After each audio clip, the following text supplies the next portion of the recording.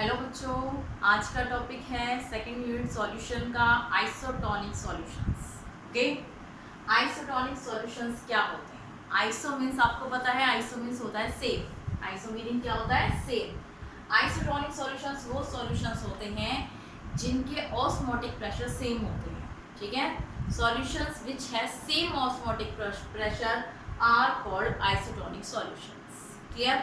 अब एक एग्जांपल से देखते हैं कि आइसोटोनिक सॉल्यूशन कैसे होते हैं। फॉर एग्जांपल के लिए 0.9% NaCl, ठीक है, NaCl सॉल्यूशन। ये NaCl का सॉल्यूशन है 0.9%। It is isotonic to blood, is isotonic to blood. ये ब्लड के साथ क्या होता है? आइसोटोनिक होता है।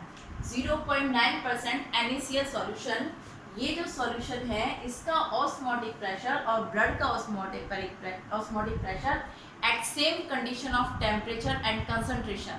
ठीक है, एक कंडीशन है इसकी कि सॉल्यूशंस की कंसंट्रेशन और टेम्परेचर सेम होना चाहिए। अगर उसके ऑस्मोटिक प्रेशर भी सेम होते हैं तो ऐसे सॉल्यूशंस को हम आइसोटोनिक सॉल्यूशन कहते हैं। ठीक है, तो 0.9% NaCl और ब्लड जो होता है आपका, ये दोनों सेम कंसंट्रेशन और सेम टेम्परेचर पर इनका सेम ऑस्मोटिक प्रेशर होता है।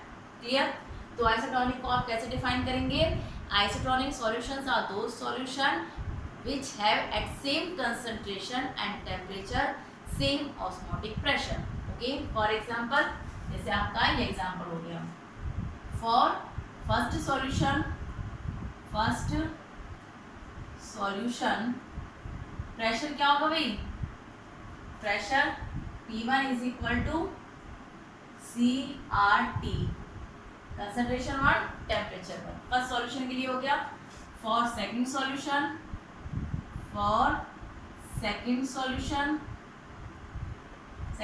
में क्या होगा? P2 is equal to C2RT2। R क्या है यहाँ पर? सॉल्यूशन कांस्टेंट है जिसकी वैल्यू गैस कांस्टेंट के बराबर होती है। Okay, then C1 is equal to C2 and T1 is equal to T2। जब कंसंट्रेशन दोनों सॉल्यूशंस के सेम हो और टेम्परेचर दोनों सॉल्यूशंस के सेम हो तो क्या होगा?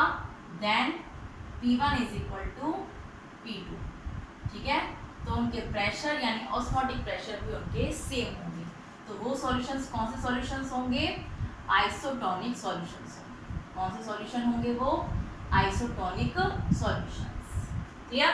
तो ऐसे सॉल्यूशन जो सेम कंसंट्रेशन सेम टेम्परेचर पर सेम ऑस्मोटिक प्रेशर शो करते हैं, ऐसे सॉल्यूशंस को हम आइसोटोनिक सॉल्यूशंस कहते हैं। For example 0.9% NaCl solution is isotonic to blood. Okay, अब जो है कि जो आइसोटोनिक सॉल्यूशन है ये दो टाइप्स के होते हैं। एक होता है हाइपोटोनिक और एक होता है hypertonic. Okay, hypotonic and hypertonic. First is hypotonic, okay, and next one is hypertonic.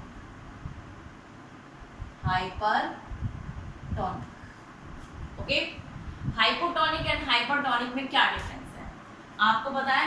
Hyper means ज्यादा, हाइपो मीन्स कम। ओके, ज्यादा हाइपर हो रहा है दैट मीन्स ओवर। ओके, ज्यादा। क्लियर? हाइपर मीन्स क्या होता है? ज्यादा, एंड हाइपो मीन्स क्या होता है? कम होता है। तो क्या होता है? हाइपोटोनिक सॉल्यूशन वो सॉल्यूशन होते हैं जिनका ऑस्मोटिक प्रेशर किसी और सॉल्यूशन की कंपैरिजन में कम होता है। ठीक है, हाइपो मीन्स यहाँ पर क्या है? लेस। इसका मीन्स क्या है? Hyper means greater. क्या मीनिंग है इसका? ग्रेटर। क्लियर? तो ऐसे सॉल्यूशंस जिनका ऑस्मोटिक प्रेशर और सॉल्यूशंस की कंपैरिजन में कम होता है उन सॉल्यूशन को हम हाइपोटोनिक सॉल्यूशन कहते हैं। हाइपोटोनिक सॉल्यूशंस कौन से होते हैं? ऐसे सॉल्यूशंस जिनका ऑस्मोटिक प्रेशर और सॉल्यूशंस की कंपैरिजन में ज़्यादा होता है उनको हम हाइपरटोनिक सॉल्यूशंस कहते हैं। क्लियर? हाइपोटोनिक सॉल्यूशंस का एग्जांपल हो गया कि NaCl सॉल्यूशन। NaCl सॉल्यूशन तो होगा पर उसका जो कंसंट्रेशन था कि उसकी कंसंट्रेशन 0.9% से हाइपो मीन्स कम है, तो वो क्या होगी, लेस देन, ठीक है। और यहाँ पर क्या होगी, ग्रेटर देन 0.9% NaCl सॉल्यूशन। यहाँ पर भी ये solution is hypotonic to blood,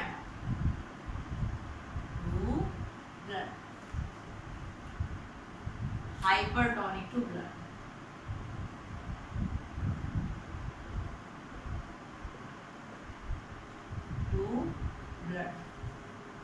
okay, देखिए हाइपो मीन्स लेस, इसका ऑस्मोटिक प्रेशर लेस होगा, तो NaCl का सॉल्यूशन जिसकी कंसंट्रेशन 0.9% से कम है, कितना कम है, 0.9% से कम जो सॉल्यूशन होता है कंसंट्रेशन का, वो सॉल्यूशन ब्लड के साथ हाइपोटोनिक होता है। दैट मीन्स इस सॉल्यूशन की जो ऑस्मोटिक प्रेशर होता है वो ब्लड से कम होता है। इस सॉल्यूशन का ऑस्मोटिक प्रेशर ब्लड से क्या होता है, कम होता है, क्योंकि हाइपोटोनिक सॉल्यूशन वही होते हैं जिनका ऑस्मोटिक प्रेशर अदर सॉल्यूशन से कम होता है। तो ये जो सॉल्यूशन है जिसकी कंसंट्रेशन 0.9% से कम है NaCl की, वो जो है ब्लड से हाइपोटोनिक है, दैट मीन्स उसका ऑस्मोटिक प्रेशर ब्लड से कम है। अगर हम इसकी कंसंट्रेशन को 0.9% से ज़्यादा कर देते हैं, ठीक है, तो इसका ऑस्मोटिक प्रेशर ब्लड से ज़्यादा हो जाता है और वो सॉल्यूशन बन जाता है हाइपरटोनिक। ओके, अगर हम 0.9% ही रखते हैं तो NaCl का जो ऑस्मोटिक प्रेशर है वो ब्लड के इक्वल होता है, तो तब होता है वो आइसोटोनिक। कौन सा हो जाता है, वो आइसोटोनिक होगा, ठीक है। अगर 0.9% से कम कंसंट्रेशन है तो हाइपोटोनिक, अगर ज़्यादा कंसंट्रेशन है तो हाइपरटोनिक। अगर सेम कंसंट्रेशन 0.9% की तो उनका ऑस्मोटिक प्रेशर, उसका ऑस्मोटिक प्रेशर और ब्लड का ऑस्मोटिक प्रेशर सेम है, तो वो सॉल्यूशन कौन सा होगा, आइसोटोनिक सॉल्यूशन। क्लियर, तो ये हो गया आपका हाइपोटोनिक एंड हाइपरटोनिक हो गया। क्लियर, अब ये है कि इसमें जब हम ये जो ब्लड में क्या होती है, RBC red blood cells, okay, तो यहाँ पर एक क्वेश्चन अराइज होता है कि जब हम एक हाइपोटोनिक सॉल्यूशन में, ये आपका एक हाइपोटोनिक सॉल्यूशन है, अगर इसमें हम RBC यानी रेड ब्लड सेल्स को अगर इसमें हम डिप कर दें, इसमें हम डाल दें, तो क्या होगा, व्हाट हैपन्स, ठीक है। ये आपका RBC रेड ब्लड सेल, ये जो सॉल्यूशन है आपका, ये सॉल्यूशन कौन सा है आपका, हाइपोटोनिक है, हाइपोटोनिक। क्लियर, यहाँ से क्वेश्चन राइज होता है, अगर किसी सॉल्यूशन में, कोई हाइपोटोनिक सॉल्यूशन है, उसमें हमने रेड ब्लड सेल डाल दिया तो उसमें क्या होगा, ठीक है। हाइपोटोनिक सॉल्यूशन की जो कंसंट्रेशन होती है वो 0.9% से कम होती है, यानी कंसंट्रेशन कैसी होती है इनकी, कम कंसंट्रेशन होती है, और इसकी कंसंट्रेशन RBC की क्या होती है, ज़्यादा होती है। और ऑस्मोसिस आपको पता है, ऑस्मोसिस हमने किया था, ऑस्मोसिस में क्या होता है, जो सॉल्वेंट होता है वो लो कंसंट्रेशन से हाई कंसंट्रेशन की तरफ मूव करता है। कहाँ से कहाँ मूव करेगा, लो कंसंट्रेशन से हाई कंसंट्रेशन की तरफ मूव करता है सॉल्वेंट। तो लो कंसंट्रेशन किसकी, यहाँ पर इसकी लो कंसंट्रेशन है सॉल्यूशन की, तो जो सॉल्वेंट है वो यहाँ से इसके अंदर मूव करेगा, लो कंसंट्रेशन से हाई कंसंट्रेशन की तरफ मूव करेगा, जिससे जो RBC होती है, रेड ब्लड सेल्स होती है, ये स्वेल अप हो जाती है, फूल जाती है, ठीक है। और एक स्टेज पे आकर इतनी फूल जाती है, it can may be burst, ये क्या हो जाती है, फूट सकती है, फट सकती है, ठीक है। तो ये कैसी होती है, स्वेल अप हो जाती है अगर हम किसी RBC को हाइपोटोनिक सॉल्यूशन में डालते हैं तो। ओके, नेक्स्ट ये सेम केस इसका है हाइपरटोनिक सॉल्यूशन का, कि अगर हम कोई हाइपरटोनिक सॉल्यूशन लेते हैं और उसमें हम रेड ब्लड सेल्स डालते हैं तो उसके साथ क्या होगा, भाई सेम डायग्राम, पर यहाँ पर जो सॉल्यूशन है वो आपका कौन सा है, हाइपरटोनिक सॉल्यूशन है। कौन सा सॉल्यूशन है, हाइपरटोनिक सॉल्यूशन है। क्लियर, हाइपरटोनिक सॉल्यूशन है।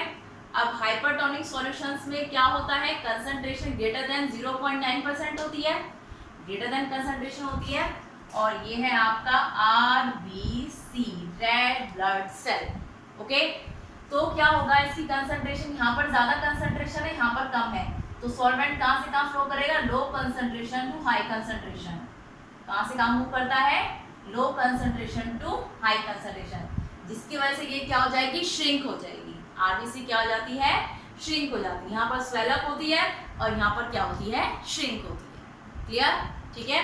तो ये है आपका आइसोटोनिक सॉल्यूशन, और आइसोटोनिक सॉल्यूशन के दो टाइप्स है, hypotonic and hypertonic solution. Clear. Next हम करते हैं एब्नॉर्मल मॉलिक्यूलर मासेस।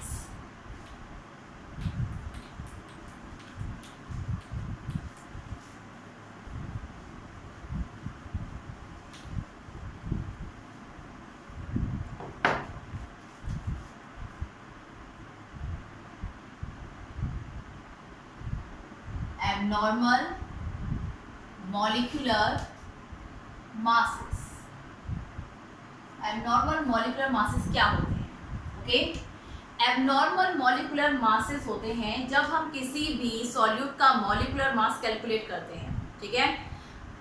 थ्रू हम कैलकुलेटेड मॉलिक्यूलर मास जो होते हैं और जो हम कॉलिगेटिव प्रॉपर्टी से जो मॉलिक्यूलर मास निकालते हैं, वो दोनों में भी आपस में डिफर हो सकते हैं, ठीक है। कौन कौन से? एक तो कैलकुलेटेड हो गए, तो कौन से हो गए, कैलकुलेटेड, और एक हो गए जो हम कॉलिगेटिव प्रॉपर्टी से निकालते हैं। किसे निकालते हैं? कॉलिगेटिव प्रॉपर्टी से, ठीक है। ये दोनों मॉलिक्यूलर मासेस जो होते हैं, ये दोनों मॉलिक्यूलर मास आपस में डिफर कर सकते हैं, ठीक है। आपस में ये मैच नहीं करते हैं, ये दोनों आपस में डिफर कर सकते हैं। और ये जो इन दोनों मॉलिक्यूलर मासेस के बीच में जो डिफरेंस होता है, और उसको हम क्या कहते हैं, एब्नॉर्मल मॉलिक्यूलर मासेस कहते हैं। क्या कहते हैं उनको? एब्नॉर्मल मॉलिक्यूलर मासेस बोलते हैं, ठीक है। ये जो एब्नॉर्मल मॉलिक्यूलर मासेस होता है, मास होते हैं, ये किसकी वजह से होते हैं? एसोसिएशन और डिसोसिएशन की वजह से होते हैं सॉल्यूट का सॉल्वेंट के अंदर। सर्टेन सॉल्वेंट के अंदर जो सॉल्यूट होता है, उनके एसोसिएशन और डिसोसिएशन की वजह से एब्नॉर्मल मॉलिक्यूलर मासेस होते हैं, ठीक है। क्या होते हैं abnormal molecular masses? molecular masses which are calculated by colligative property or by observation या calculation which they can be differ, and these difference in molecular mass is called abnormal molecular masses. Okay, कि ये जो molecular masses differ करते हैं आपस में, इनको हम abnormal molecular mass बोलते हैं। Okay, तो अब एब्नॉर्मल मॉलिक्यूलर मासेस एसोसिएशन और डिसोसिएशन से होता है, सॉल्यूट के एसोसिएशन एंड डिसोसिएशन से, ठीक है। अब ये एसोसिएशन और डिसोसिएशन क्या होता है, पहले देखते हैं हम एसोसिएशन। एसोसिएशन क्या होता है? एसोसिएशन में जो नंबर ऑफ पार्टिकल्स होते हैं, नंबर ऑफ पार्टिकल्स या फिर नंबर ऑफ मोल्स बोल लीजिए, नंबर ऑफ पार्टिकल्स डिक्रीजेस। क्या होते हैं भाई? नंबर ऑफ पार्टिकल्स डिक्रीज होते हैं, ठीक है। नंबर ऑफ पार्टिकल्स डिक्रीज होते हैं। एसोसिएशन में दो या दो से ज़्यादा जो पार्टिकल्स होते हैं वो कंबाइन होकर एक पार्टिकल बनाते हैं, कंबाइन हो जाते हैं, एसोसिएट हो जाते हैं, जुड़ जाते हैं, ठीक है। तो एसोसिएशन में नंबर ऑफ पार्टिकल्स क्या होते हैं? डिक्रीज होते हैं। फॉर एग्जाम्पल के लिए हम कैसे ले सकते हैं? एसिटिक एसिड ले लीजिए। For example acetic acid CH3COOH। Okay, ये एसिटिक एसिड ले लिया हमने क्या किया? 2CH3COOH। ओके, ये दो आपस में मिलकर क्या बनाते हैं? एक गेट मॉलिक्यूल बनाते हैं CH3COOH का, एक विशाल मॉलिक्यूल बनाएंगे CH3COOH का। कैसे बनाएंगे? CH3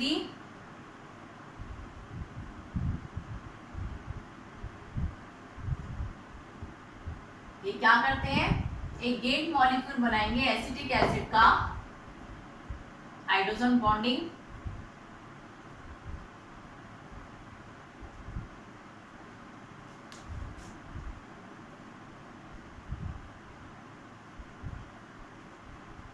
okay. अब देखिए, अब क्या है यहाँ पर? ये जो है यहाँ पर हाइड्रोजन बॉन्डिंग है। अब हम यहाँ पर हाइड्रोजन बॉन्डिंग शो करेंगे। ओके, यहाँ पर हाइड्रोजन बॉन्डिंग है तो यहाँ डबल बॉन्ड होगा। क्लियर? ये क्या है आपका? एसिटिक एसिड है CH3COOH। यहाँ पर दो पार्टिकल्स है, यहाँ पर इसके कितने हैं? 1 पार्टिकल है। देखिए क्या है आपका कि कॉलिगेटिव प्रॉपर्टी जो है वो डिपेंड करती है, क्या होती है कॉलिगेटिव प्रॉपर्टी, जो number of moles per depend करती है सॉल्यूट का, उसके नेचर पर डिपेंड नहीं करती। ठीक है, कैसा नेचर है, कॉम्प्लिकेटेड है, पोलर है, नॉन पोलर है, कैसा है कैसा नहीं है, पॉजिटिव चार्ज है, नेगेटिव चार्ज है, कुछ पर डिपेंड नहीं करती है, सिर्फ नंबर ऑफ मोल्स या नंबर ऑफ पार्टिकल्स पर डिपेंड करती है कॉलिगेटिव प्रॉपर्टी। यहाँ नंबर ऑफ पार्टिकल्स 2 है, यहाँ पर नंबर ऑफ पार्टिकल आपके 1 हो गए, that means number of particle decrease हो गए, नंबर ऑफ पार्टिकल्स क्या हो गए, डिक्रीज हो गए। एसोसिएशन में क्या होता है, जो आपके 2 या 2 से ज़्यादा पार्टिकल्स होते हैं वो एसोसिएट यानी कंबाइन होकर गेंट मॉलिक्यूल बनाते हैं, विशाल मॉलिक्यूल बनाते हैं। ठीक है, तो यहाँ पर ये इन्होंने गेंट मॉलिक्यूल बना दिया। अब इसमें क्या होता है, जो एसिटिक एसिड है उसका जो मॉलिक्यूलर मास होता है, ठीक है, कैलकुलेटेड मॉलिक्यूलर मास जो होता है एसिटिक एसिड का 60 होता है, पर यहाँ पर जो ऑब्जर्व मॉलिक्यूलर मास होता है इसका वो होता है 120। कितना होता है, 120 होता है। क्लियर। और हमें पता है कि जो मॉलिक्यूलर मास होते हैं वो कॉलिगेटिव प्रॉपर्टी के इनवर्सली प्रोपोर्शनल होते हैं। कॉलिगेटिव प्रॉपर्टी के क्या होते हैं, वो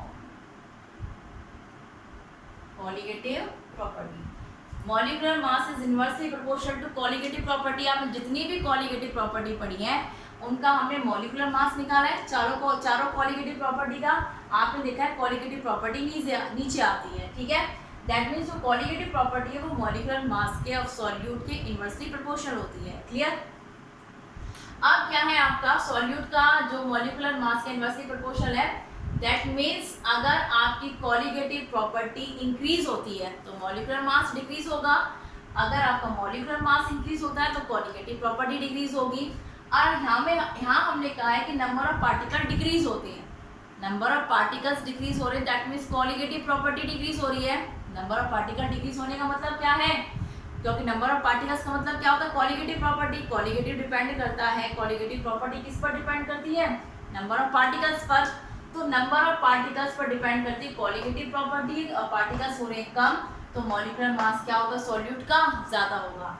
इसे 2 से शो कर लीजिए या फिर B से शो कर लीजिए। ठीक है, तो आपका मॉलिक्यूलर मास क्या होगा, ज़्यादा होगा। तो जो आपका कैलकुलेटेड मॉलिक्यूलर मास होता है वो तो होता है 60, पर जो ऑब्जर्व यहाँ पर मॉलिक्यूलर मास होता है वो कितना होता है 120। तो मॉलिक्यूलर मास क्या होता है, इंक्रीज होता है एसोसिएशन। क्या होता है, इंक्रीज होता है एसोसिएशन।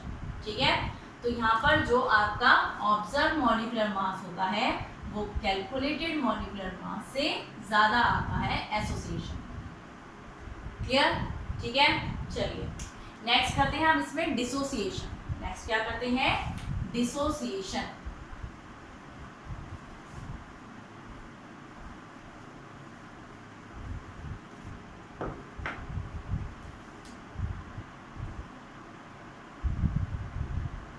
डिसोसिएशन क्या होता है, डिसोसिएशन में नंबर ऑफ पार्टिकल्स इंक्रीज होते हैं।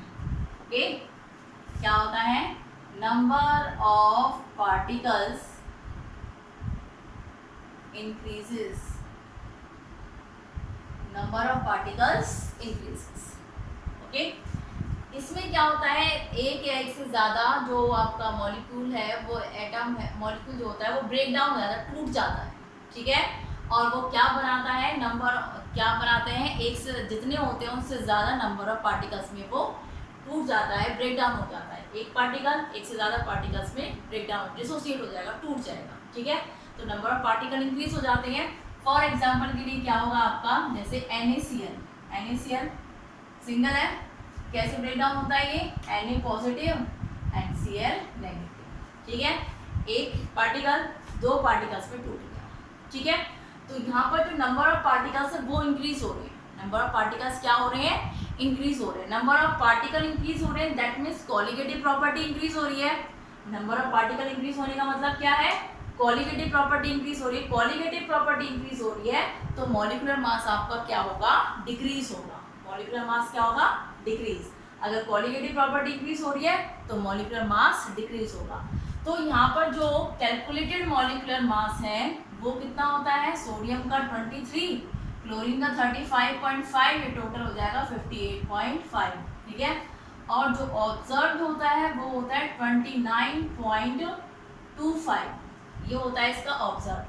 तो यहाँ पर जो कैलकुलेटेड है वो ज़्यादा है, ऑब्जर्व जो है वो कम है, क्योंकि कॉलिगेटिव प्रॉपर्टी ज़्यादा है तो मॉलिक्यूलर मास ऑफ सॉल्यूट क्या होगा यहाँ पर कम होगा, तो इसमें मॉलिक्यूलर मास डिक्रीज होता है। तो डिसोसिएशन में क्या होता है, जो ऑब्जर्व मॉलिक्यूलर मास होता है वो लेस देन होता है कैलकुलेटेड मॉलिक्यूलर मास से, ठीक है। या फिर हम क्या कह सकते हैं कि calculated molecular mass is greater than observe molecular mass. Okay, clear.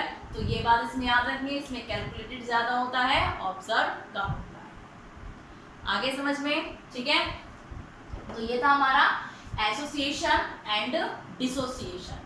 Association में molecular mass decrease, molecular mass क्या होता है, इंक्रीज होता है, and dissociation molecular mass increase होता है सॉल्यूट का। ओके, नेक्स्ट आता है हमारा वैन हॉफ फैक्टर। नेक्स्ट करते हैं हम van Hoff factor.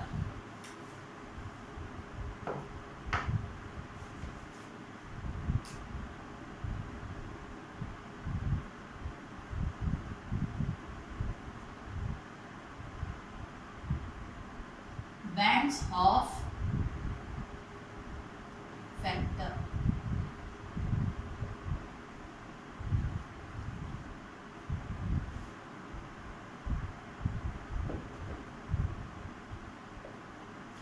Band of factor क्या होता है, इसको आई से रिप्रेजेंट करते हैं, इसे रिप्रेजेंट करते हैं आई।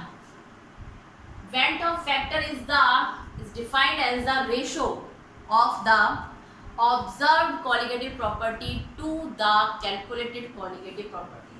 ओके, तो I क्या होगा, यानी बैंड ऑफ फैक्टर क्या होता है, it is defined as a ratio of observed qualitative property, observed qualitative property to the calculated qualitative property। ठीक है, मॉलिक्यूलर मास के केस में कहेंगे तो उल्टा होगा, कैलकुलेटेड मॉलिक्यूलर मास अपॉन में ऑब्जर्व्ड मॉलिक्यूलर मास, क्योंकि ये एक दूसरे के इनवर्सली प्रोपोर्शनल होते हैं। तो क्या होगा, कैलकुलेटेड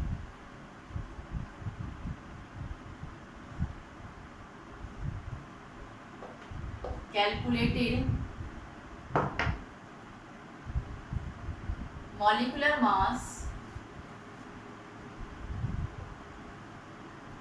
of solute upon में observed molecular mass of solute। Okay, calculated molecular mass of solute upon में observed molecular mass of solute. तो I इज इक्वल टू क्या होगा, calculated molecular mass mc, observe is m nought. ये हो गया। चलिए, for association, association के case में क्या होता है बेटा, एसोसिएशन केस में क्या होता है, जो मॉलिक्यूलर मास होता है observe is greater than calculated molecular mass, observe molecular mass is greater than calculated molecular mass. Clear है इतना, चलिए ठीक है। तो आई क्या होगा, वेंट ऑफ फैक्टर क्या होगा हमारा, वेंट ऑफ फैक्टर जो होगा हमारा, मैंने कहा है कि ऑब्जर्व ज़्यादा होता है, आपने देखा था, हमने एसिटिक एसिड का केस किया था, उसमें उसका कैलकुलेटेड 60 था एंड ऑब्जर्व 120 था, ठीक है। तो ऑब्जर्व ज़्यादा था, ऑब्जर्व ज़्यादा दैट मीन्स ये ज़्यादा है, ठीक है, ये ज़्यादा है, ये कम है, तो जो आपका ओवरऑल रिजल्ट आएगा वो लेस देन 1 आएगा। तो आई क्या होगा आपका, लेस देन 1 होगा, ठीक है। एसोसिएशन के केस में क्या होता है, observe molecular mass greater than होता है कैलकुलेटेड मॉलिक्यूलर मास से, तो आपका जो वेंट ऑफ फैक्टर होता है वो क्या होगा, लेस देन 1 होगा, क्योंकि ये आपका जो डिनोमिनेटर है ये ज़्यादा है और आपका जो न्यूमिनेटर है वो कम है, ठीक है। नेक्स्ट फॉर डिसोसिएशन, डिसोसिएशन के केस में क्या होता है, डिसोसिएशन के केस में m not is less than mc, that means observe molecular mass calculated molecular मास से कम होता है। NaCl का केस किया था, उसमें जो ऑब्जर्व था वो कितना था 29.25 था और जो कैलकुलेटेड था वो 58.5 था। ठीक है, तो इसमें ये ज़्यादा होता है ये कम होता है, तो आई कितना होगा आपका, आई कितना होगा, ये कम है और ये ज़्यादा है, तो ये ज़्यादा है और ये कम है, तो ये कितना होगा, जो आपका आई आएगा वो क्या होगा, ग्रेटर देन 1 होगा, 1 से तो ज़्यादा ही होगा। जब ये ज़्यादा है और ये कम है तो ये क्या होगा, 1 से ज़्यादा होगा। ठीक है, तो आई इज ग्रेटर देन 1 होगा। क्लियर, तो ये बात आपको याद रखनी है वेक्टर एसोसिएशन और डिसोसिएशन का केस। Clear, okay.